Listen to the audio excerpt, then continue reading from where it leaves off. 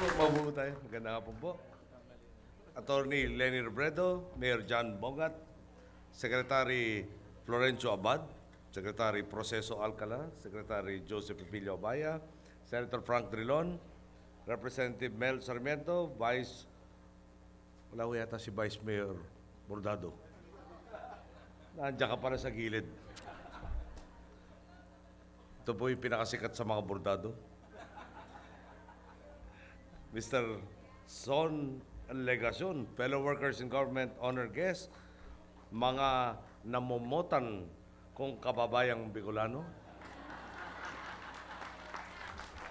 Sana ho yung ngiti nyo ay natutuwa kayo at hindi natatawa. Marhay na hapon, Indogobos. 7 buwan na po ang nakalipas mula na nagpaalam sa atin si Secretary Jesse Robredo. Buong bansa po ang nagdalamhati sa biglaan niyang paglisan. Para bang nawala ng padre de pamilya. Hindi lamang ang kanyang mag-anak, kundi maging ang mga kasamahan niya sa DILG, ang bawat Pilipinong nakasalamuhan niya at natulungan. At higit sa lahat, ang mga minamahal niyang taga-Naga noong pa man ay malapit na sa kanyang puso. Sa kabila po ng bigat ng kalukutang hatid ng pangyayaring ito, ang sariling pamilya pa niya mismo ang nagbigay lakas sa sambayanan. Naging bukal ng katatagan at pag-asa ang kanyang mga anak na sina Aika, Tricia at Jillian. Ang kanyang may bahay na si Lenny ang naging haligi na nagluluksang bayan at tumayong ina ng Naga kundi ng sambayanan. Alam po nyo, imbis na tayo makiramay sa kanila at makatulong sa oras ng pagkawalan, parang tayo pa inalalayan ng buong angkan ni Jesse sa pangunguna nga ho ni Lenny. Talaga hong malaking bahagi ito sa ating pagbabalik sigla kung tutuusin sa lungkot ng pangyayaring ito. Sa likod nga po ng paghigati, sama-sama natin pinangiti sa kalangitan si Jesse. Ipinakita natin sa kanyang hindi tayo magpapadaig sa pait ng tadhana. Hindi tayo basta-basta na lamang susuko sa pagbawi ng may kapal sa kanyang buhay. Bagkus narito tayo, buong tatag na nagkakapit kamay sa ngalan ng kanyang iniwang alaala at legasiya. Katulad po ng paglisan ng sino mang huwarang individual na nakaantig sa puso at nakapagpabago sa buhay ng kanyang kapwa at komunidad, hindi mayaalis sa atin ang agam-agam at pag-aalala. Paano tayo pagkatapos ito? Sino na ang gagabay sa mga susunod nating hakbang? Ito po ang diwa ng pagtitipon natin sa hapong ito. Inilunsad natin ang simula ng pagpapatayo ng monumento at museo ni Jesse Manalastas Robredo. Hindi lamang upang magbalik tanaw at gunitain ang kanyang buhay, kundi upang maisa konkreto rin ang paninindigang ipagpatuloy ang mga advokasiyang kanyang napasimulan upang bigyang inspirasyon at lakas ang karaniwang mamamayan na makiisa sa pagtataguyod ng bayan. Hindi po magtatagal, itatayo natin ang monumento ni Jesse sa gitna ng Concepcion Panganiban Rotunda. Kaiba ito sa nakasanayan nating rebulto ng mga huwarang personalidad at bayaning inaangat sa pedestal. Sa isang entablado, makikita ang imahen ni Jesse na nakaupo lamang sa isang baitang nito. Magiging tanda po ito ng kanyang pagiging isang simpleng tao, ng kanyang kababaang loob at ng kanyang paninindigan sa pagkakapantay-pantay ng bawat isa.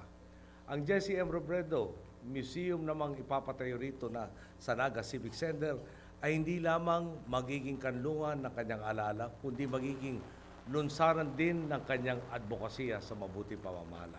Sa pamamagitan ng isang photo exhibit, may tatangal ang mga yugto sa buhay ni Jesse bilang isang tapat at masigasig na pinunot lingkod bayan. Magkakaroon din ng isang bulwagan kung saan maaaring umusbong ang mga bagong inobasyon at ideya sa pamamahala at malilinang ang kakayahan ng mamamayang makiambag sa lipunan. Naisip ko nga po, kung kapiling natin si Jesse ngayon, ay baka nakayuko na siya sa isang gilid at namumula sa hiya. Kilala niyo po siya.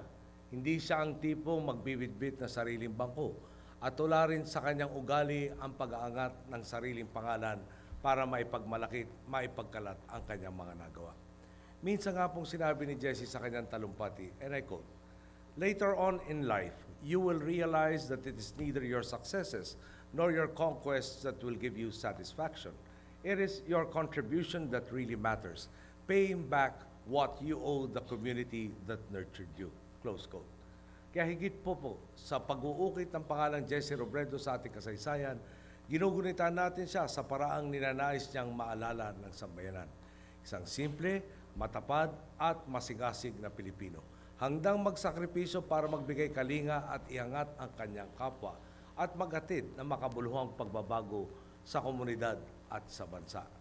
Sa araw pong ito, muli nating ipinapamalas ang kahandaan ng mga Pilipinong ihakbang pasulong ang mga pagbabagong sinimulan ni Jesse tungo sa isang mas progresibong lipunan. Tiwala naman po ako, hindi magtatagal at marami pang yapak sa lupang ito at magiging sa buong bansa ang susunod sa landas na tinahak ni Jesse Robredo. Buo ang loob kong isang henerasyon na naman ng mga Pilipino ang mabibigyang inspirasyon, titindig at buong sigasig na ipagpapatuloy ang ipinaglaban ni Jesse at magtitimon tungo sa katuparan ng ating mga pangarap bilang isang nagkakaisang bayan. Bago po ako magtapos, tandaan po natin, si Jesse tulad natin lahat, nakakita ng problema pero hindi nanatili sa pagrereklamo lamang. Pinanindigan niya, gumawa siya ng paraan na hindi tanggapin ang dapat hindi tanggapin. Ginawa niya mga paraan para hindi natin mapabago tungo sa mas maganda. Yun po sana ay huwag nating kalimutan. Diyos mabalos, muli marhay na hapon sa Indogabos at maraming salamat po ulit sa inyo lahat.